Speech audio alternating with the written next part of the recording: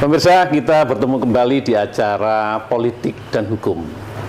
Setelah usai kita merayakan Hari Raya Idul Fitri, kita bertemu kembali di acara yaitu peran seniman dalam percarutan politik dan hukum. Pagi hari ini kita telah bertemu dengan para praktisi dan akademisi seni rupa. Beliaunya adalah tokoh-tokoh nasional di bidang kesenian. Saya akan memanggil salah satunya adalah Bapak Andri. Selamat pagi, Pak Andri. Selamat pagi. Ya, kemudian siap. Ada di samping saya sahabat lama saya adalah Pak Agus. Tapi kenapa panggilannya disebut Pak Agus Kucing? Selamat pagi, Pak Agus. Pagi. Siap, Pak Agus? Siap. Ya.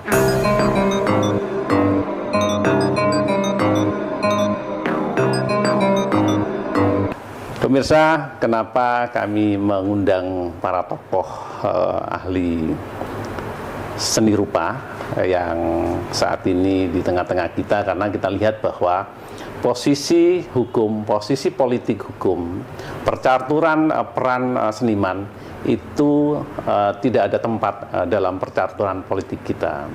Kita kembali flashback ketika era zaman Bung Karno, begitu mercusuar, begitu mampu mengkoyak dunia dengan posisinya dia sebagai seorang kepala negara.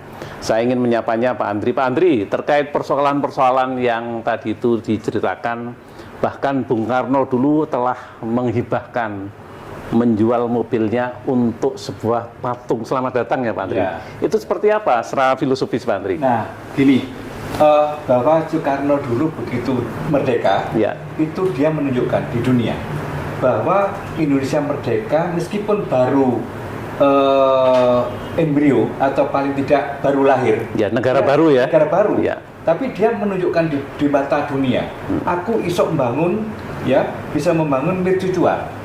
Yang mana dia menunjukkan bahwa negara yang baru bangun, dia membuat Monas misalkan, Tugu Selamat Datang, Tugu Tani, ya, itu untuk menunjukkan bahwa ini loh saya negara dan saya bisa membangun. Kenapa waktu itu belum ke hotel pun juga juga termasuk HI waktu itu. Iya, Hotel Ini Indonesia. yang sangat legendaris. Itu menunjukkan bahwa dunia itu aku mampu, ya, aku mampu. Dan tentunya patung-patung itu juga ada artinya, ada filosofinya.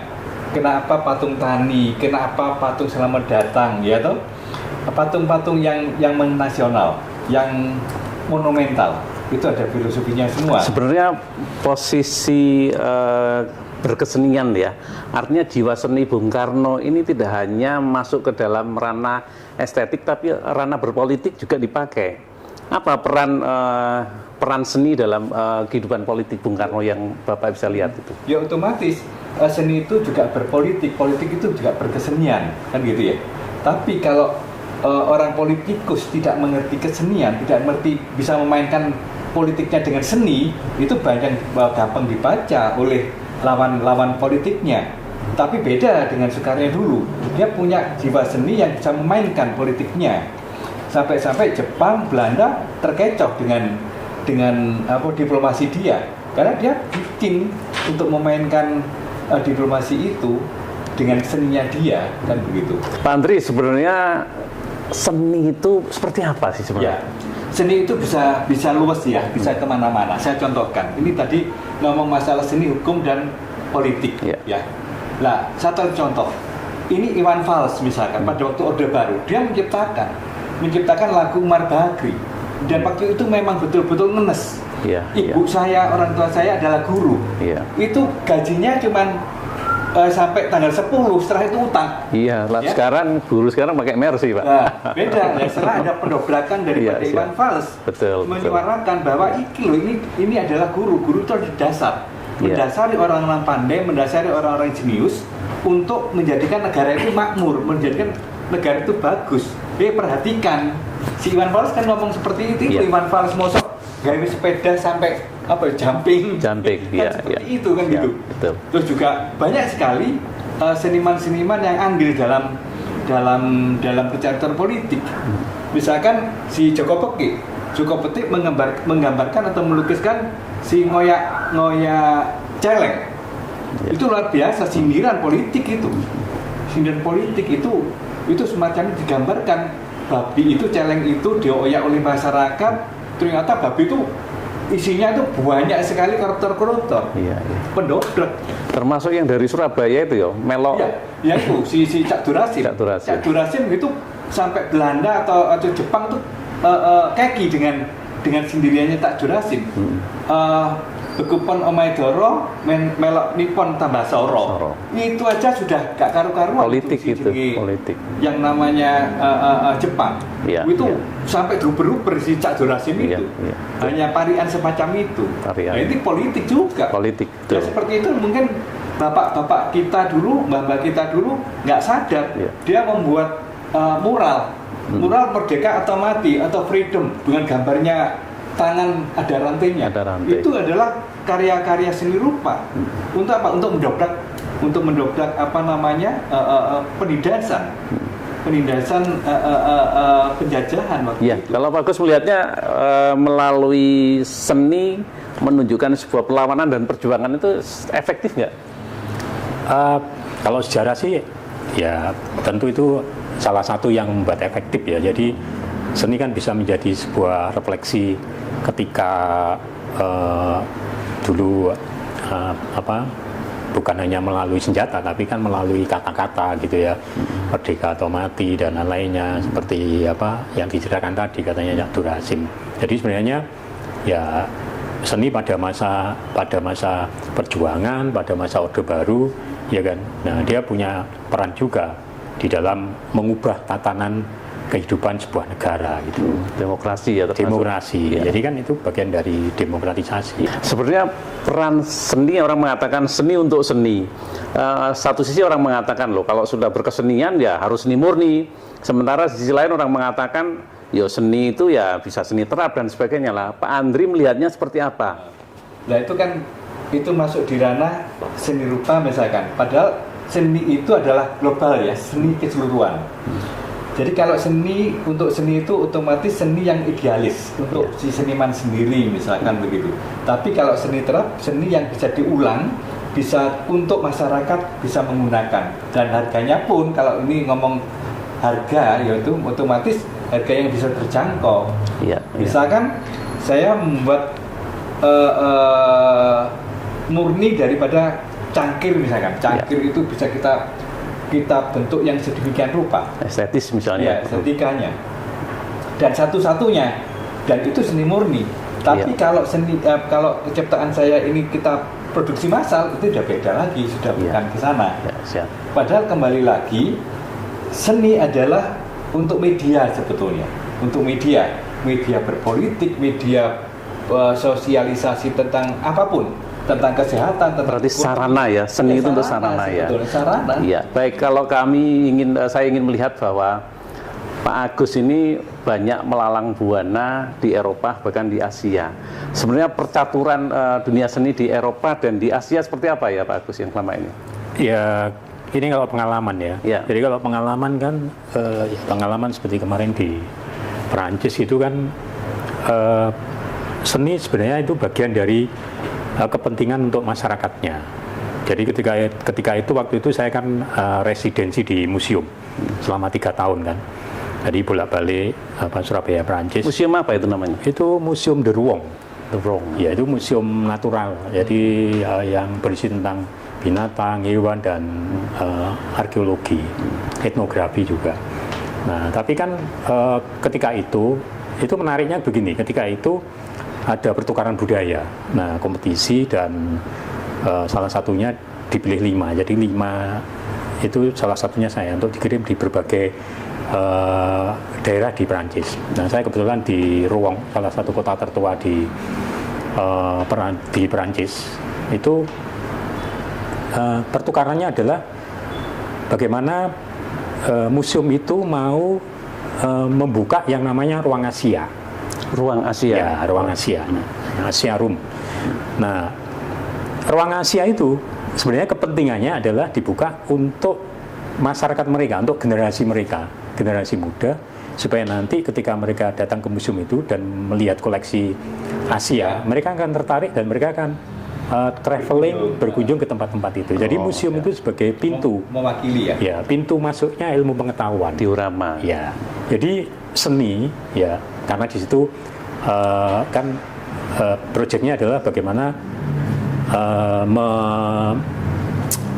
menyatukan kolaborasi antara melukis di dinding dengan karya koleksi. Iya. Jadi ada riset, ada riset, ada diskusi dan lain-lainnya. Yang menjadi catatan itu positioning seniman kita dengan positioning yang tadi di Perancis itu, peran seniman dalam tata kelembagaan negara itu porsinya di mana? Kalau ini ketika saya di sana ya pengalaman. Jadi seniman itu bagian dari pengembangan Negara ya. iya, pengembangan Ya. ya pengembangan lingkungan negara karena Ya aset lah ya. aset. Jadi Aset seniman negara, itu aset daerah. ya karena Berarti mereka punya sering peran sentral, bekerjasama. peran proaktif ya. Ada keterlibatan langsung. Dari pemerintah. Iya. Ya ada, karena kan memang itu ada seperti proyek gitu. Jadi Iya. proyek untuk masyarakat mereka agar mereka mengetahui dunia luar bahwa ini loh aku datangkan seniman dari Asia, ya kan. Nah, kamu bisa diskusi karena di sana saya juga ngajar batik, ngajar wayang, bikin wayang, workshop bikin jewelry yang dari sini. Jadi artinya mereka pertukaran itu. Nah, peran mereka itu sebenarnya untuk berbagi ilmu pengetahuan. Ini loh Asia itu seperti ini kebudayaannya gitu. Jadi supaya mereka tertarik seperti itu. Sebenarnya ada beberapa hal catatan penting kenapa kemasan berkesenian di sana begitu bagus. Mohon maaf di negara kita pun dari sisi kemasan kurang menarik. Apa yang kurang dari tata kelola dalam pemerintahan? Ya mungkin itu tergantung anunya ya. Kalau Perancis kan menurut saya secara manajemen ya pengelolaan seperti ya karya seni ya kan atau benda-benda yang dianggap mati itu kan mereka sangat betul-betul bahwa benda yang mati itu adalah di dalamnya ada ilmu pengetahuan. Nah itu jadi dihidupkan. ya benda yang mati itu dihidupkan, dihidupkan lagi melalui berbagai perspektif pandangan, ada dari filsafat, ada dari seni, ada dari istilahnya itu dari kegiatan-kegiatan yang sifatnya bahwa ini benda ini mati sebenarnya. Nah tapi di balik itu sebenarnya ada pengetahuan. Ada pengetahuan. Nah, Ada pengetahuan. Kalau dari lingkup Asia tadi, ketika berkeliling apa komparasinya di Asia, di Eropa? Asia seperti di Korea sudah menurut saya saya kemarin di 5 kota gitu ya. Jadi Seoul, Goyang sama Daebudo dan lain-lainnya. Nah, setiap kota mereka punya museum dan galeri. Jadi setiap kota itu hampir setiap kota. Jadi punya galeri, museum, ada yang galeri swasta, ada yang galeri milik negara gitu. Nah, di sana itu sepertinya seni atau budaya itu sudah bagian dari industri. Bukan dari semangat untuk memunculkan rasa nasionalismenya bangsa mereka. Jadi mencintai apa ya budaya lokal wisdom mereka seperti itu. Ya. Jadi Pak Andri tadi yang terkait misalnya kita lihat budaya K-pop, Pak Andri melihatnya seperti apa? Cara mengemasnya, kemudian secara nasionalisme dia tampil, kemudian forum juga melihat secara nasional. Nah, kira-kira apa yang bisa diambil? Itu gini, bahwa negara dia itu negaranya Korea itu sadar bahwa seni adalah produk kita. Seni adalah produk dan bisa dimasyarakatkan. Dan itu bisa menghasilkan pundi-pundi rupiah, pundi-pundi dolar. Ya, makanya di situ dibiayai benar seniman-seniman jana itu dibiayai benar sampai dia mengirim artis-artisnya di Asia maupun di Indonesia itu sangat disadari oleh Korea bahwa orang-orang Indonesia itu sangat senang kalau kedatangan artis-artis dari luar, sampai gayanya, lagunya, makanannya itu juga ala Korea. Ya itu dimanfaatkan, sadar banget. Ya. Negara Korea sadar banget. Kalau misalkan negara kita itu sadar tentang kesenian kita bisa kita boomingkan ke dunia, itu sangat luar biasa. Ya. Ini mungkin kebijakan harus harus ada wadah ya, wadah atau menteri lah, menteri kesenian. Menteri Kesenian ya. Menteri Kesenian itu luar. Sementara posisi dunia kesenian itu di Indonesia di bawah naungan apa sekarang? Sementara ini di pariwisata dan kebudayaan ya. Belum fokus seperti di luar negeri itu ya. Harusnya kalau Menteri Kesenian sendiri ada gitu luar biasa. Luar biasa. Jadi ada konsentrasinya gitu loh. Iya, iya. Kalau sekarang kan enggak. Jadi kesenian itu pelengkap daripada wisata. Pelengkap wisata. Pelengkap, masih pelengkap. Kalau di luar kan menjadi sebuah industri dan dikemas. Dan disadari bahwa ini adalah aset. Seniman itu adalah aset. Aset ya. Aset.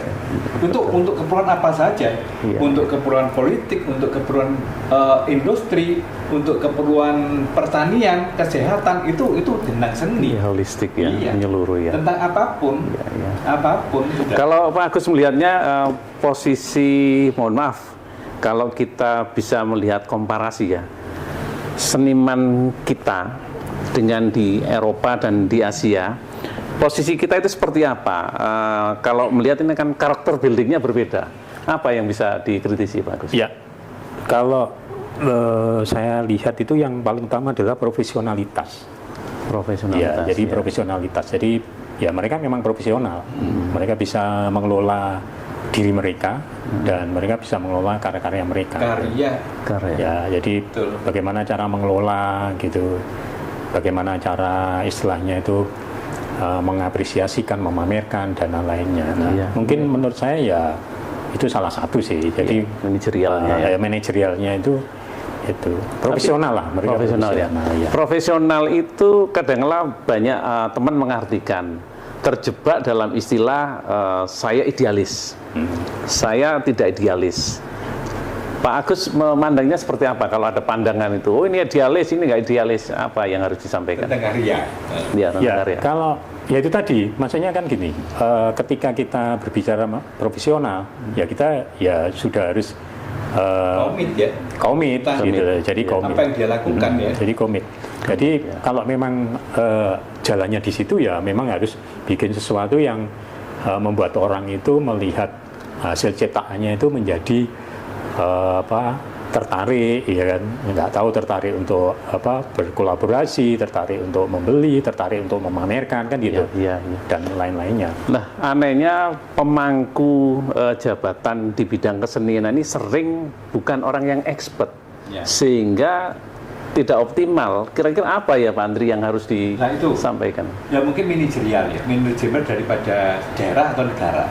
Paling tidak linear. Orang yang menangani A misalkan, ya memang dari orang yang expertnya di situ. Iya, iya. Jangan misalkan orang kesenian tiba-tiba kepalanya itu atau kepala bagiannya itu orang manajemen yang sama sekali tidak mengerti tentang kesenian, nggak tahu tentang kebutuhan seniman dan seninya sendiri. Iya. Harusnya nggak begitu kan, atau orang teknik, apalagi seperti itu.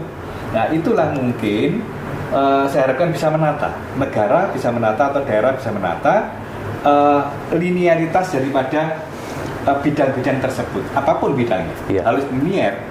Tapi satu sisi bahwa tempat-tempat pendidikan kesenian atau seni terap atau seni yang lain ini di Indonesia kan sangat minim, bahkan jauh dari harapan. Apa Pak Agus yang bisa diberikan terkait pandangan-pandangan kalau di beberapa tempat seperti ini di kita kok ini apa yang harus diusulkan?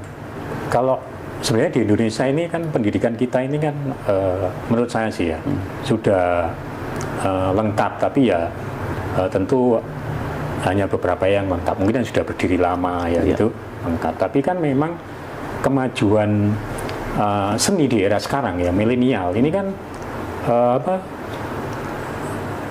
kemajuannya begitu cepat, seperti hadirnya teknologi, seperti itu. Nah, kesiapan untuk bagaimana seni berkolaborasi dengan teknologi seperti itu kan kadang-kadang di kurikulumnya nggak ada seperti itu. Nah, menjawab tantangan zaman. Iya, Nah, jadi sebenarnya kurikulum juga harus berubah karena zaman itu sudah berubah. Karena kan generasi milenial ini kan punya masa depannya sendiri. Iya, iya. Nah itu. Kalau kurikulumnya tetap kan nanti bisa ketinggalan gitu. Iya. Nah, artinya bukan ketinggalan dalam arti secara Karyanya enggak. tapi mungkin memikirkannya tentang penciptaan untuk masa depan. Karena menurut saya yang terpenting itu bagaimana generasi milenial ini nanti dia punya masa depannya sendiri gitu loh dalam masa depannya itu.